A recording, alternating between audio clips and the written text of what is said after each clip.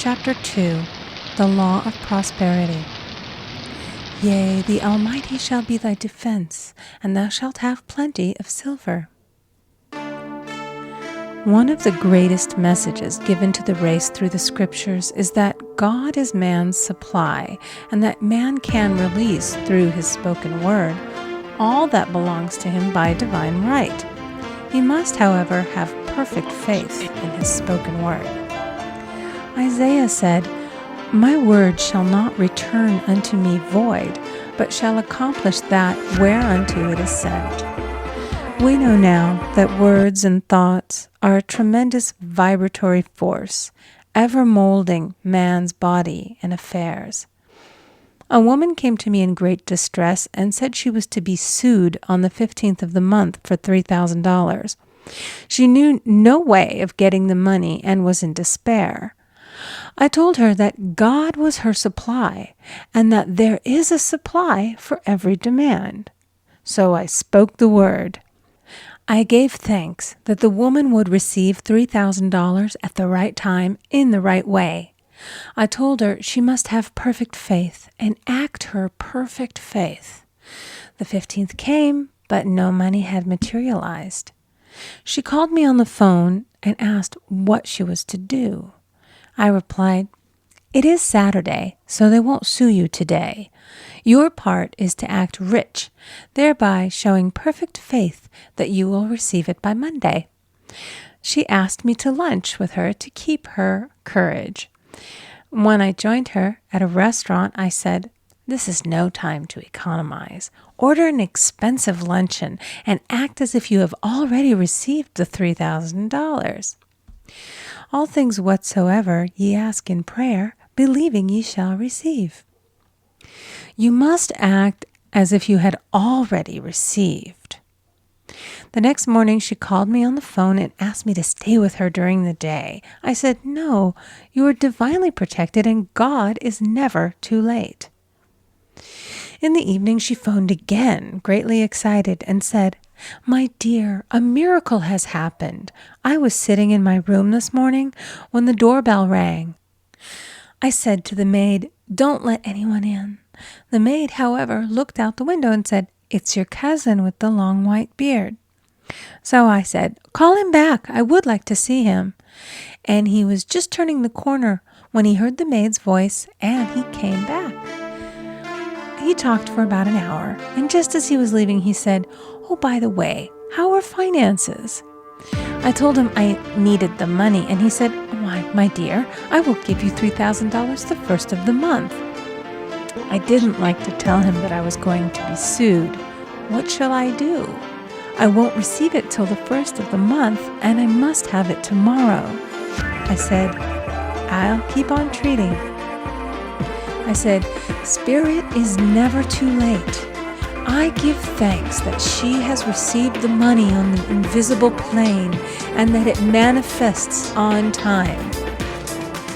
The next morning, her cousin called her up and said, 'Come to my office this morning, and I will give you the money.' That afternoon, she had $3,000 to her credit in the bank and wrote checks as rapidly as her excitement would permit. If one asks for success and prepares for failure, he will get the situation he has prepared for. For example, a man came to me asking me to speak the word that a certain debt would be wiped out. I found he spent his time planning what he would say to the man when he did not pay his bill, therefore neutralizing my words.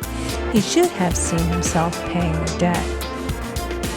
We have a wonderful illustration of this in the Bible, relating to the 3 kings who were in the desert, without water for their men and horses.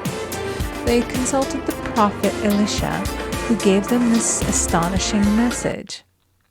"Thus saith the Lord, ye shall not see wind, neither shall ye see rain, yet make this valley full of ditches."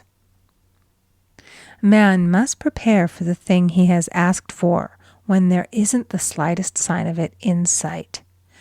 For example, a woman found it necessary to look for an apartment during the year when there was a great shortage of apartments in New York. It was almost an impossibility, and her friends were sorry for her and said, "Isn't it too bad? You'll have to store your furniture and live in a hotel." She replied, "You needn't feel sorry for me. I'm a Superman, and I'll get an apartment." She spoke the words, "Infinite Spirit, open the way for the right apartment." She knew there was a supply for every demand and that she was unconditioned, working on the spiritual plane, and that one with God is a majority. She had contemplated buying new blankets when the tempter, the adverse thought or reasoning mind, suggested, "Don't buy the blankets. Perhaps, after all, you won't get an apartment and you will have no use for them." Promptly, she replied to herself, "I'll dig my ditches by buying the blankets." So she prepared for the apartment, acted as though she already had it. She found one in a miraculous way, and it was given to her although there were over 200 other applicants. The blankets showed active faith. It is needless to say that the ditches dug by the 3 kings in the desert were filled to overflowing. Read 2 Kings. Getting into the spiritual swing of things is no easy matter for the average person. The adverse thoughts of doubt and fear surge from the subconscious. They are the army of the aliens, which must be put to flight. This explains why it is so often darkest before the dawn. A big demonstration is usually preceded by tormenting thoughts. Having made a statement of high spiritual truth, one challenges the old beliefs in the subconscious, and error is exposed to be put out. This is the time when one must make his affirmations of truth repeatedly and rejoice and give thanks that he has already received. "Before ye call, I shall answer." This means that every good and perfect gift is already man's, awaiting his recognition. Man can only receive what he sees himself receiving. The children of Israel were told that they could have all the land they could see. This is true of every man. He has only the land within his own mental vision. Every great work, every big accomplishment has been brought into manifestation through holding to the vision. And often, just before the big achievement, comes apparent failure and discouragement.